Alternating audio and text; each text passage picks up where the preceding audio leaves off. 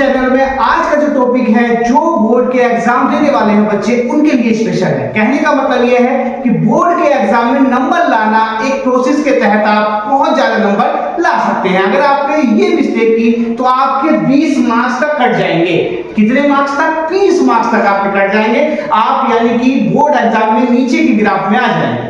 तो कहने का मतलब यह है कि मेरा जो प्रोसेस आज मैं आपको बताने वाला हूं कि आप बोर्ड एग्जाम को बेहतर कैसे बनाएंगे। सिर्फ आपको ये चीजें करनी है और आपके बोर्ड एग्जाम में सबसे ज्यादा मार्क्स आपके ही होंगे। ठीक है, तो समझते हैं क्या प्रोसेस है। सबसे पहले तो बोर्ड एग्जाम तो शुरू होने वाले हैं। सीबीएसई का जो एग्जाम है वो तो स्टार्ट हो गया आपके 15 फरवरी से। 15 फरवरी 2025 से सीबीएसई बोर्ड के एग्जाम स्टार्ट है और 1 मार्च 2025 से आपके किसके? यूपी बोर्ड के एग्जाम हैं। अब आपको करना क्या है, जैसे जैसे मैं बताऊं आप बहुत बेहतरीन नंबर लाके अपना जीवन बदल सकते हैं, क्योंकि बोर्ड एग्जाम जीवन में एक बार आता है। अगर आप फेल हो गए तो कई बार आएगा, लेकिन आपको फेल नहीं, आपको टॉप करना है। कैसे? देखते हैं। अब आपको करना क्या? 5 टिप्स फॉर इंक्रीजिंग मार्क्स। आपको करना क्या है कि ये 5 टिप्स आपके बोर्ड एग्जाम को सबसे ज्यादा प्रभावशाली बनाएंगे और आप सबसे ज्यादा मार्क्स इंक्रीज करेंगे। देखते हैं कैसे। सबसे पहले होता क्या है कि सब बच्चों के मन में रहता है कि हमारे मार्क्स कैसे लिखें कि हमारे मार्क्स कम कटे, यानी कि फुल पे फुल मार्क्स आए। तो सबसे पहले 5 टिप्स आपके सामने है। सबसे पहले तो है आंसर की। कहने का मतलब यह है कि जो भी एग्जामिनर होता है, जो कॉपी चेक करता है, उसके पास आंसर शीट रहती है। आंसर शीट उसके पास रहती है, उसे उसी का इस्तेमाल करके चेक करनी है कॉपी। वो अपनी तरफ से कुछ नहीं कर सकता कि उसकी मर्जी का, नहीं तो उसे ज्यादा नंबर दे देगा, उसे ज्यादा दे देगा, उसे कम दे देगा, ऐसा कुछ नहीं है। यानी कि उसके पास बोर्ड यानी कि सीबीएसई या यूपी बोर्ड से आंसर शीट रहती है, उसी की बेस पे उसे चेक करना होता है। ठीक है, तो सबसे पहले तो आपको ये समझ लीजिएगा कि आंसर की उसके पास रहती है, वो अपनी तरफ से कुछ नहीं कर सकता। अगर आप ज्यादा लिख के आए, कम लिख के आए, ये कुछ नहीं होता। तो आप इस बात से तो बिल्कुल तसल्ली बख्श रहिएगा कि आंसर शीट उसके पास रहेगी, तो आपके कोई भी उसी के बेस पे आपको चेक होगा। ये पहला पॉइंट है आपका। दूसरा पॉइंट है स्टेप मार्किंग। अब क्या है कि स्टेप मार्किंग होती है। बहुत सारे बच्चे लॉन्ग क्वेश्चन है तो वो उसे स्टेप बाय स्टेप भी लिख के आएंगे। अगर उसका 1/4 भी लिख के आएंगे तो इतने मार्क्स आपको मिलेंगे। बात क्लियर? तीसरी बात है always right answer from NCERT. कहने का मतलब यह है कि जो आंसर शीट रहती है वो एनसीईआरटी के बेस पे रहती है। तो आपको जो राइटिंग लिखनी है, जो डायग्राम बनाना है, वो एनसीईआरटी बेस बनाएंगे तो आपके नंबर फुल बाय फुल आएंगे। क्योंकि आपके पास आजकल क्या है कि अलग अलग बुकें चल पड़ी हैं, उनके पास जो आंसर शीट रहती है वो एनसीईआरटी बेस रहती है। तो आपको कोशिश ये करनी है कि आप ज्यादा से ज्यादा एनसीईआरटी के डायग्राम, एनसीईआरटी के क्वेश्चन के आंसर वो आप करके आएंगे तो आपके कोई मार्क्स एक भी नंबर का नहीं कटेगा। तीसरा पॉइंट क्या है? Presentation can increase marks. यानी कि अगर आपने देखो, first impression is the last impression, आप जानते हैं। अगर किसी का पर्सनैलिटी चेक करनी है तो फर्स्ट इंप्रेशन से पता लग जाता है कि उसका व्यक्तित्व कैसा है।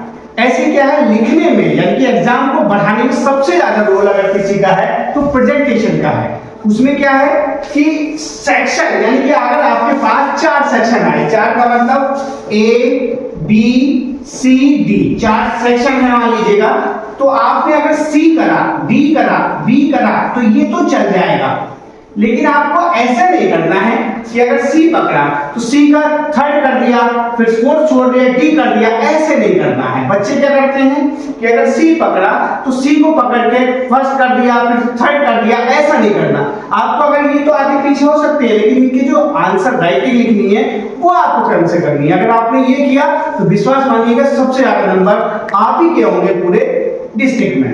दूसरा क्या है? Last page for rough. बच्चे क्या करते हैं कि जहां पे आपने लिखा है, मान लीजिए आपका पेज है, यहाँ पे अगर लिखा है तो ये यहीं पे साइड पे रफ कर देते हैं। क्या कर देते हैं? रफ, जो कि बिल्कुल गलत है। ये जो आपकी सुंदरता है उसे मिटाता है। तो आपको जो रफ के पेपर करना है लास्ट पेज पर करना है। किस पर करना है? लास्ट पेज पर, क्योंकि लास्ट पेज पर वो एक तरफ हो जाएगा। तीसरा क्या है? कीवर्ड। आपको करना क्या है, जो भी इंपॉर्टेंट है, ठीक है, जो भी आपने लिखा है वो इंपॉर्टेंट है तो उस पर अंडरलाइन कर देंगे। क्या कर देंगे? अंडरलाइन, जिससे कि उसकी चमक सबसे पहले वो चेक करेगा तो उसी पर ही जाएगी, यानी कि वो कुछ नहीं पढ़ेगा, अंडरलाइन वाले पढ़ेगा तो उसे लगेगा कि प्रभावशाली लिखा है तो आपको एक काम ये करना है, ठीक है। दूसरा काम जो लास्ट काम बचा है वो आपको ये करना है, जैसे आज तारीख है, आज जो डेट है उसी के हिसाब से आपको समझना। देखिए जो मेन बात है, मेरे अकॉर्डिंग जो मेन बात है वो है ये, वो भी है सबसे मेन बात क्या है, नंबर कैसे आते हैं। जैसे कि एक कोई विद्यार्थी है, वो क्या करता है, सारा पढ़ेगा तो जाहिर सी बात है कि वो इतना अच्छा नहीं कर सकता। अगर मान लीजिएगा एक काम तो सबसे पहले आपको ये करना है कि जैसे कि एक तो होता है सोल्ड पेपर, कौन सा पेपर, सोल्ड पेपर, और दूसरा होता है प्रैक्टिस पेपर। पहले तो आपको ये समझना है कि इसमें फर्क क्या है। सोल्ड पेपर का मतलब ये होता है कि जितने भी प्रीवियस ईयर क्वेश्चन पेपर हुए हैं सीबीएसई ने, यूपी बोर्ड ने जो कराए हैं, वो सारे के सारे सोल्ड पेपर में रहते हैं। बात समझ में आ गई, सोल्ड पेपर में रहते हैं वो। तो सोल्ड पेपर और प्रैक्टिस पेपर क्या है कि उसके बेस पर बनाए गए क्वेश्चन है। तो सबसे पहले तो आपको फर्क समझना है कि इनमें डिफरेंस क्या है। सोल्ड पेपर मतलब जो एग्जाम हुए हैं उनके क्वेश्चन उसमें रिपीट होंगे। प्रैक्टिस पेपर मतलब जो प्रैक्टिस के लिए बना दिए गए उन्हें देख के उसे कहते हैं प्रैक्टिस पेपर। तो आपको करना क्या है, सोल्ड पेपर आप लीजिएगा, आप एक सोल्ड पेपर लीजिएगा, जैसे दिसंबर तो हो जाएगा, जनवरी में सबसे पहले जनवरी को सोल्ड पेपर लीजिएगा। उसमें करना क्या है, सारे क्वेश्चन तो पढ़ने ही है, लेकिन सबसे मेन बात, सबसे पॉइंट की बात कि आप करेंगे क्या कि सोल्ड पेपर को देखेंगे कि 2023, 2022, 2024 ये 3 साल के, या 2021, इनके करना क्या है, ईवीओ नोट का देख लेना। उन क्वेश्चन को स्पेशल करके जाएंगे तो वही क्वेश्चन आपके मिलेंगे।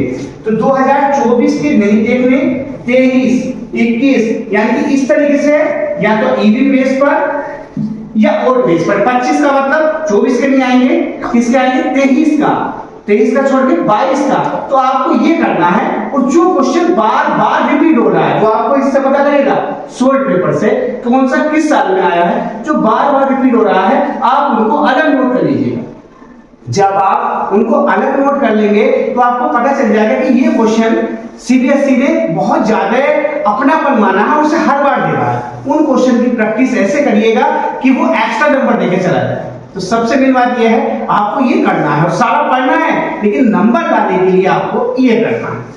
बात समझ में आई? तो आप अगर ऐसा करेंगे तो आप जो है डिस्ट्रिक्ट छोड़ो यूपी टॉप कर जाएंगे। तो कैसा लगा मेरा ये तरीका, कमेंट में बताइएगा। Thank you.